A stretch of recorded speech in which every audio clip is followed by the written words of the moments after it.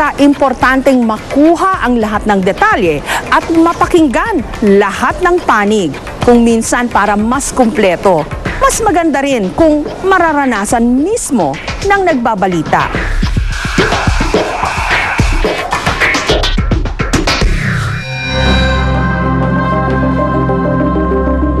Gawin ko ang istorya tungkol sa mga babaeng bilanggo sa koreksyonal sa Mandaluyong taong 1999, nagpasya akong pansamantalang tumira doon kasama nila sa loob ng 2 araw.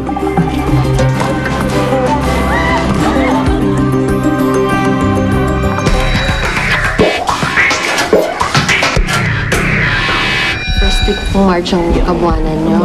Nakilala ko doon ang mga inmates na dito na nabuntis. Ang anak ni Mary Jo na si Angelica, dahil lagpas 1 taong gulang na, kinakailangan na raw umalis. Paano hindi malulungkot ka pag alis? Malulungkot. Kasi masakit sa isang ina na lumayo sa isang anak eh. Palagay ko nga siya nga yung nakakulong. Hindi ako kasi pupunta sa isang lugar na wala siyang kakilala.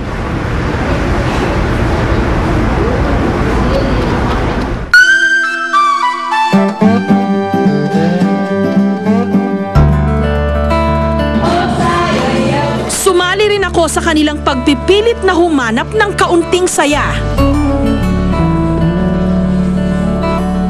Tahimik ang mga gabi dito sa loob ng koreksyonal, maliban sa tunog ng TV, radyo, at mga hiyaw ng mga pusang nagkalat.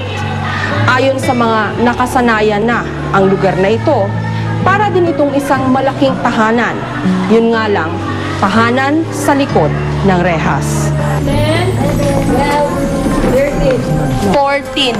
Na-assign din akong maging isa sa mga squad leaders ng dorm number 1. Kung saan na rin ako nagpalipas ng gabi.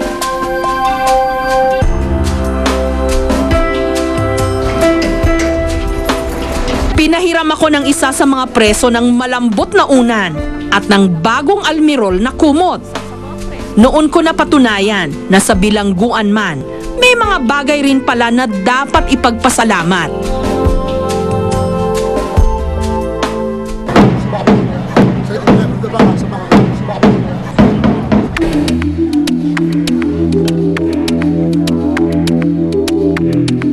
Ang aming pagkain, kanin at kapirasong daing.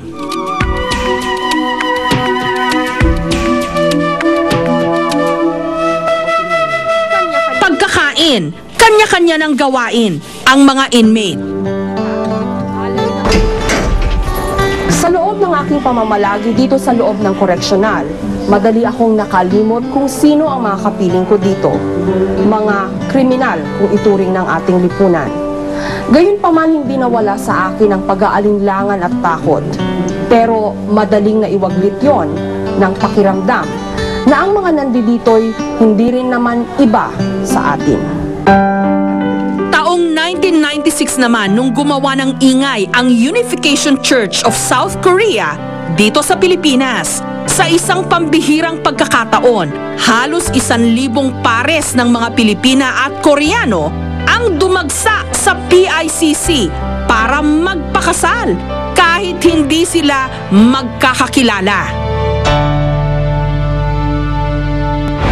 Doon lang sila ipinagmatch o pinagpares sa isa't isa ng founder ng Unification Church na si Reverend Sun Myung Moon. Moonis ang karaniwang tawag sa kanyang mga tagasunod. The face daw represent many things about yourself. Pagka maliliit ang mata, focus. Pagka malalaking mata, medyo sabog yung vision nila. Kaya minsan, pinagmamatch niya yung gano'n para daw mag-balance yung ano. Para hindi masyadong focus, hindi rin masyadong kalat yung vision.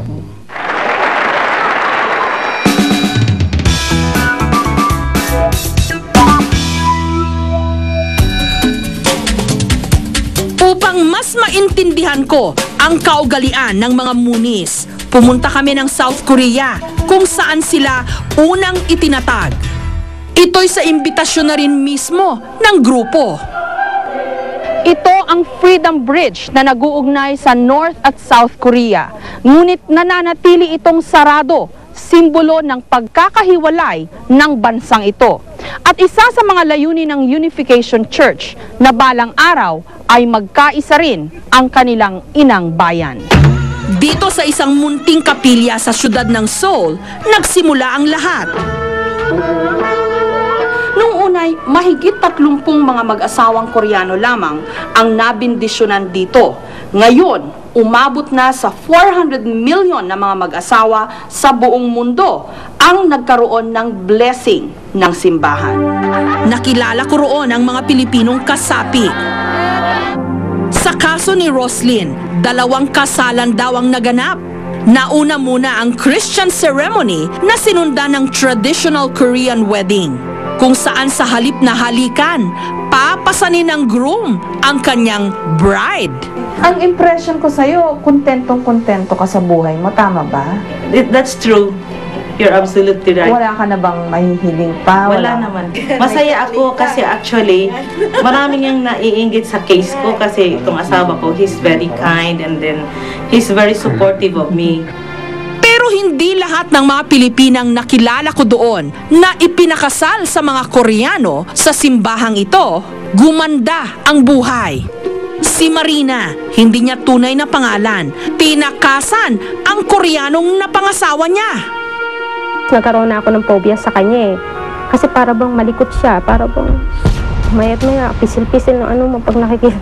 Parang may pagkamanyakas siya. Tapos bala ko sana na ano, yung habang nandito ako, makaipon ba ng pera para pag-uwi ko ng Pilipinas, kahit paano, meron akong ano yun, gamitin sa kahit maliit na ano, negosyo.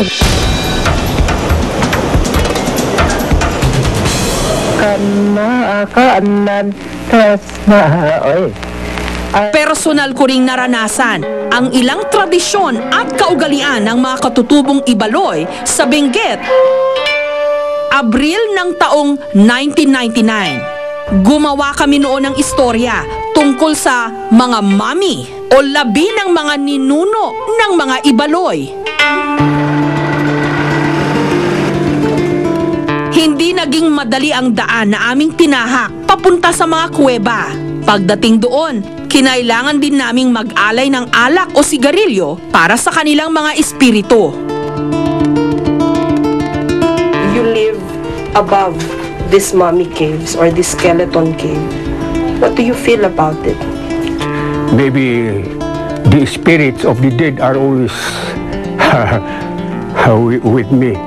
Because usually it is our also custom that we could talk to the spirits of the dead.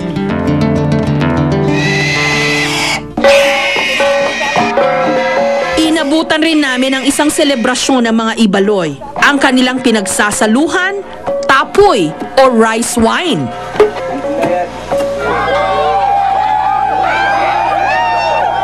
Sa kabuuan ng pagbisita namin sa Benguet, natuklasan kong ang mga tradisyon nila hindi lang sakop ang kanilang buhay espiritual, kundi malaking bahagi rin ng ating kasaysayan. Kristiyano man o hindi, iisa lang ang turo sa atin. Ang buhay, gaano man ito kahirap, ay dapat na ipagpasalamat at ipagdiwang dahil ito ay biyaya ng Poong May Kapal. Sa loob ng 25 taon ko bilang isang journalist, maraming pagkakataon na naging bahagi ako ng buhay ng iba na hindi lang kumumpleto sa mga istoryang aking ibinalita, kundi nagpayaman din sa aking pansariling kaalaman at karanasan.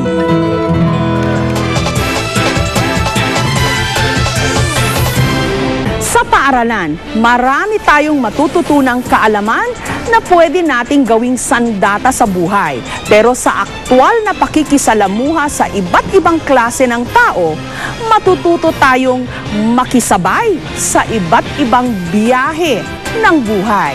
Para po sa mga kwento sa likod ng aming mga ibinalita ngayon, mag-log on po lamang sa www.kapusomojessicasoho.tv.